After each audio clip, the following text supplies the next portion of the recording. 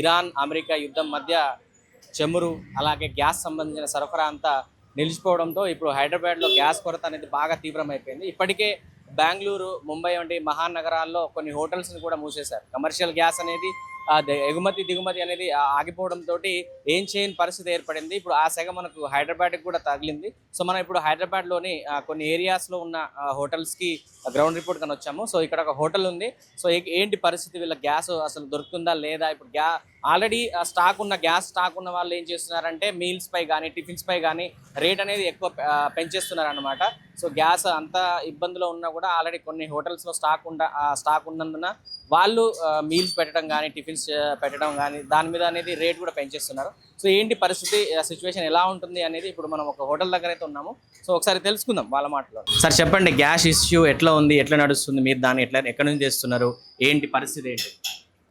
ప్రస్తుతం అయితే గతంలో 2 బండ్లు వాడుతున్నాము ప్రస్తుతానికి. గ్యాస్ ఇప్పుడు 2 ఆటోలు వెళ్ళి వాళ్ళు అడిగితే 950కి ఇచ్చే బండ 2000 చెప్పారు. డబల్ రేట్లు చెప్పారు. మరి ఇక వ్యాపారాలు దరిదాపుగా మూసేసుకోవాల్సిన పరిస్థితులే.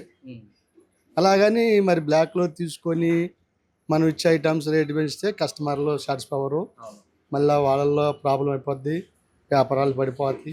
మరి ఎలా సార్ దీన్ని ఎట్లా ఎట్లా చూస్తామంటే ప్రభుత్వం ఏదో ఒక నిర్ణయం తీసుకొని సరైనటువంటి సహాయం అందించాలి తప్ప ఇది మేము ఎక్కువ రేట్లు కొని ప్రజల మీద భారం అయితే అది మంచి పద్ధతులు కావు. ఖచ్చితంగా ఇది ప్రభుత్వం తీసుకోవాల్సిన నిర్ణయమే. కొంత ఏంటంటే దళారుల చేతులు కొంత ఆగిపోతుంది అనేది వాస్తవం. దళారుల దగ్గరే కొంత ఆగిపోతుంది జరుగుతుంది. -0.25 అయితే వీళ్ళు చూపిస్తుంది 55 ఫైన్ చూపిస్తారు. కాబట్టి దానిని ప్రభుత్వం సరైనటువంటి రీతిలో మానవ దృక్పథంతో ఆలోచించి సరైన నిర్ణయాలు తీసుకొని త్వరగా డిలే చేయకుండా త్వరగా ఉండాలి. మరి పరిస్థితులు ఇది జీవనాధారం సంబంధించింది, ఆహార పదార్థాల ఫుడ్ ఐటమ్ కాబట్టి తప్పనిసరిగా తప్పదు. ఇంట్లో చేసుకోవాలన్నా హోటల్లో తీసుకొని తినాలి, యాడ్ తీసుకొని తినాలిగా, మరి తింటేనే. కాబట్టి ఆహార పదార్థాలకి తప్పదు. త్వరగా గవర్నమెంట్ ఒక నిర్ణయం తీసుకొని దీని మీద సరైనటువంటి హెల్పింగ్ ఇస్తే ప్రజలకి అది క్షేమంగా ఉంటుంది. ఆ విషయంలో ఇప్పుడు మీరు ఈ హోటల్ ఎన్ని సార్ రన్ చేసి మీరు తీసుకొని ఒక 4 నెలల నుంచి నడుపుతున్నారు. సో ఇప్పుడు ఇంతవరకు ఎప్పుడైనా ఇట్లాంటి ప్రాబ్లం ఏమైనా వచ్చింది? ఇప్పుడు దాకా రాలేదు, ఇదే ఫస్ట్ టైం. లాక్డౌన్ టైంలోనే ఏదో బంద్ చేయడం తప్పితే ఇప్పటివరకు అయితే ఇట్లాంటి ప్రాబ్లం రాలేదు.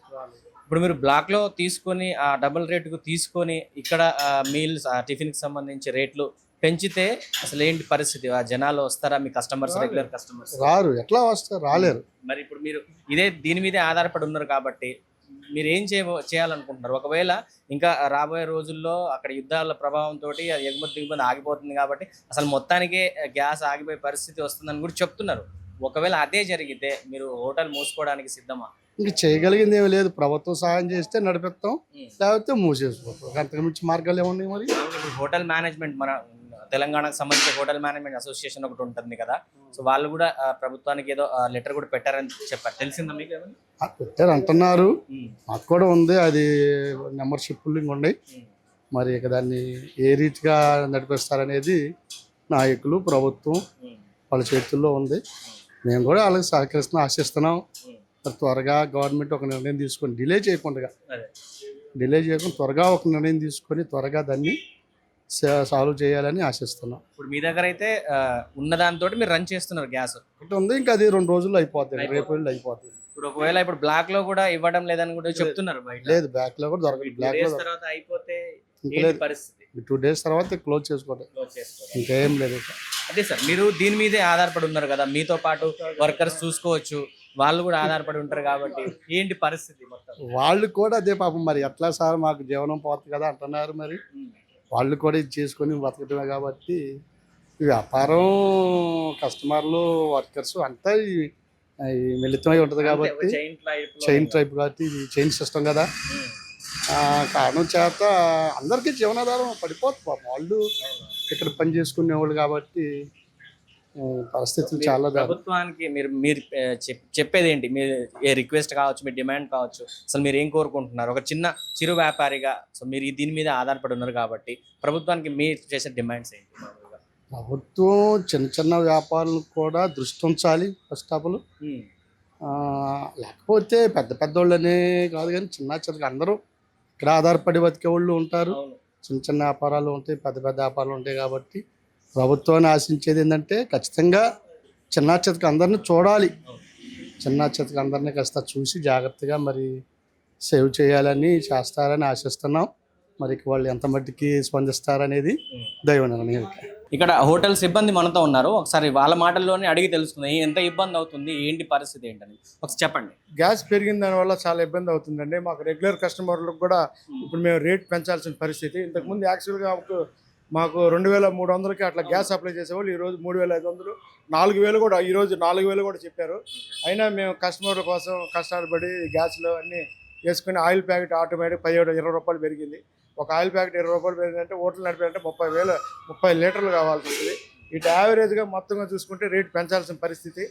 కాబట్టి రేట్లు పెంచుకొని మా కష్టాలు మా ప్రాబ్లమ్స్ అట్లా. ఇప్పుడు ఇంతకుముందు మీల్స్ ఎంత ఉండండి రేట్, ఇప్పుడు 80 అని అక్కడ బోర్డు పెట్టారు. ఇంతకుముందు 70 రూపీస్ ఉండింది, ఆటోమేటిక్ 10 రూపాయలు పెంచాల్సి వచ్చింది. ఆ 10 రూపాయలు పెంచిన దాని వల్ల కూడా మాకైతే ఆదాయాలు ఏం లేవు. ఈ రేట్లు పెరిగిన వల్ల, రేట్లు పెంచిన దాని వల్ల మేము పెంచాల్సి వచ్చింది.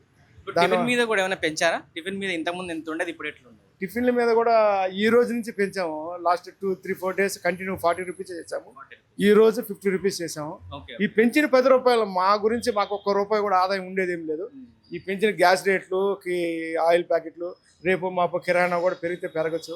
ఇటు యావరేజ్గా 10 రూపాయలు పెంచాల్సి వచ్చింది. ఓకే, ఇప్పుడు మీరు ఇంతకుముందు 30-40 రూపాయలు ఉన్న టిఫిన్కే జనాలు ఇంత రేట్లు ఏంటని అడిగే పరిస్థితి ఉంది.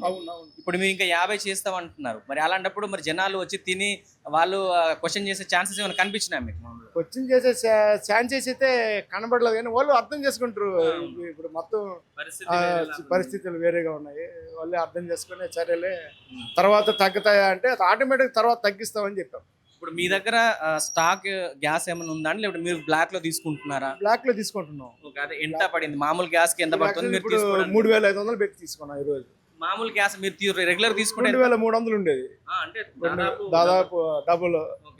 ఓకే, ఇప్పుడు అంత డబ్బులు పెట్టి తీసుకుంటున్నారు.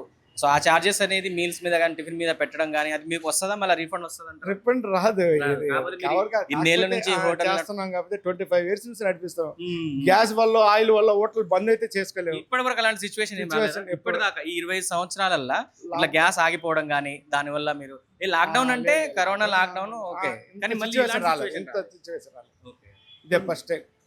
సో గవర్నమెంట్ కి మీరేం రిక్వెస్ట్ చేయదలుచుకున్నారు? ఒకసారి మీరు అసలు మీరేం కోరుకుంటున్నారు? ఏమైనా ఈ 2-3 రోజుల్లో ఏమైనా సబ్సిడీ ఏమైనా ఇవ్వడమా, లేకపోతే వాటి మీద ఏమైనా దర్యాప్తులు చేసి ఎక్కడ ఏమైనా గోడాములు ఏమైనా స్టాక్ పెట్టారా, ఆ గోడాముల నుంచి రిలీజ్ చేయడమా. ఒకేసారి ఇంత కమిషన్ అయితే ప్రాబ్లం అవుతుంది. ఇప్పుడు ఏంటంటే రానున్న రోజుల్లో ఇప్పటికే మన బెంగళూరు కానీ ముంబై కానీ అందులో డైరెక్ట్ కొన్ని హోటల్స్ డైరెక్ట్ మూసేశారు. ఇప్పుడు మన హైదరాబాద్లో చూసుకున్న హాస్టల్ వాళ్ళు, పీజీ వాళ్ళు, హాస్టల్ వాళ్ళు కొన్ని బంద్ చేశారు. ఇప్పుడు మీరు 25 years నుంచి ఇక్కడ మీరు బ్లాక్ లో కొని మరి ఇక్కడ రన్ చేస్తున్నారంటే మీరు ఉన్నారు కాబట్టి ఏదో డబ్బుల కోసం కాకుండా అర్థమవుతుంది, రెగ్యులర్ కస్టమర్స్ కోసం అర్థమవుతుంది. కానండి ఇప్పుడు మీరు బ్లాక్ లో కూడా కొనడానికి లేకపోతే అప్పుడు హోటల్ మూసేసే పరిస్థితి వస్తే ఏం చేస్తారు? అప్పుడు రీసెంట్ గా మేము ఇప్పుడు నుంచి ఆలోచిస్తున్నాం, ఏమైనా గిట్టీలు అని పెట్టి బట్టీలు కర్రలు అదే కట్టెలతో చేసి మన కస్టమర్లను ఆకట్టుకునేటట్టుగా, మన కస్టమర్లకి మన కాడికి వచ్చే వాళ్ళకి ఇబ్బంది లేకుండా దీన్ని కంటిన్యూ చేయాలని. అంటే గ్యాస్ లేకపోయినా మీరు కస్టమర్స్ కోసం వాళ్ళని పోగొట్టుకోవద్దని చెప్పి కట్టెల పొయ్యి మీద చేయడానికి మీరు రెడీ ఉన్నారు.